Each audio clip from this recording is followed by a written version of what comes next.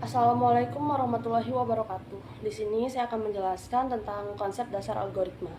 Algoritma adalah urutan langkah-langkah atau instruksi yang terdefinisi dengan baik untuk menyelesaikan suatu masalah atau melakukan tugas tertentu. Dalam pemrograman, algoritma sangat penting karena menentukan bagaimana tugas dilaksanakan dengan cara yang terstruktur dan efisien. Karakteristik utama dari algoritma yaitu keterbatasan. Algoritma harus berakhir setelah sejumlah langkah yang terbatas. Ketentuannya, setiap langkah harus didefinisikan dengan jelas.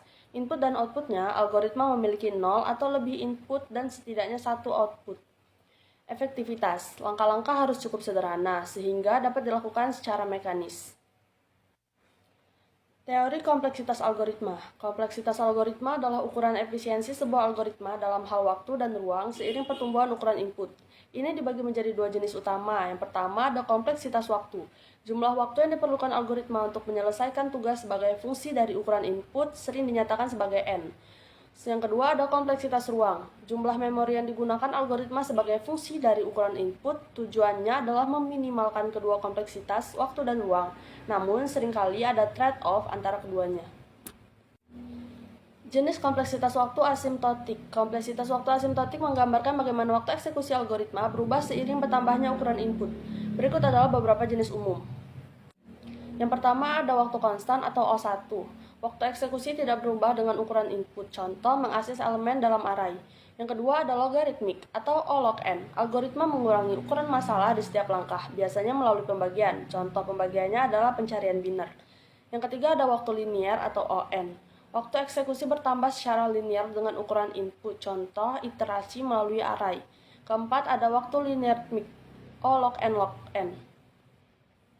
Umum dalam algoritma yang membagi input menjadi potongan yang lebih kecil dan menyelesaikan submasalah, contoh merge sort.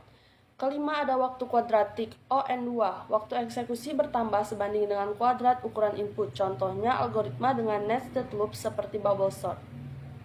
Selanjutnya yang keenam ada waktu kubik atau ON3. Waktu eksekusi bertambah sebanding dengan kubus ukuran input, biasanya dalam algoritma dengan beberapa nested loops. Ketujuh, waktu eksponensial atau O2n. Waktu eksekusi berlipat ganda dengan setiap elemen input tambahan, contoh menyelesaikan masalah salesman yang berkeliling. Kedelapan ada waktu faktorial atau ON faktorial. Waktu eksekusi tumbuh dengan sangat cepat, biasanya dalam solusi brute force, contoh menghasilkan semua permutasi dari daftar. Jenis algoritma berdasarkan notasi Big O. Algoritma diklasifikasikan berdasarkan kompleksitas waktunya yang diekspresikan menggunakan notasi Big O. Berikut adalah beberapa contoh. O1, algoritma waktu konstan.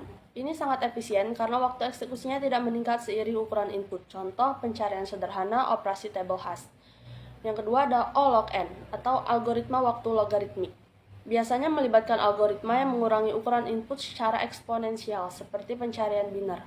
Ketiga ada ON, algoritma waktu linier. Algoritma ini memerlukan waktu yang sebanding dengan ukuran input. Contoh pencarian linier menghitung elemen dalam daftar. Keempat ada ON log n, algoritma waktu linearitmik.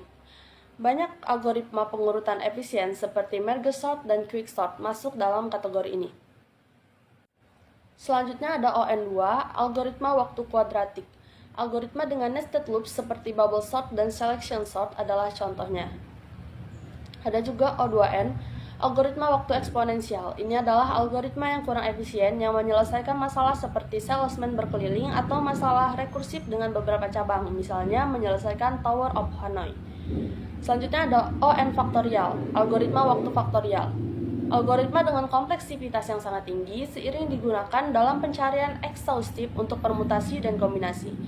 Memahami jenis-jenis ini membantu dalam memilih dan merancang algoritma yang efisien berdasarkan masalah yang dihadapi. Terima kasih. Wassalamualaikum warahmatullahi wabarakatuh.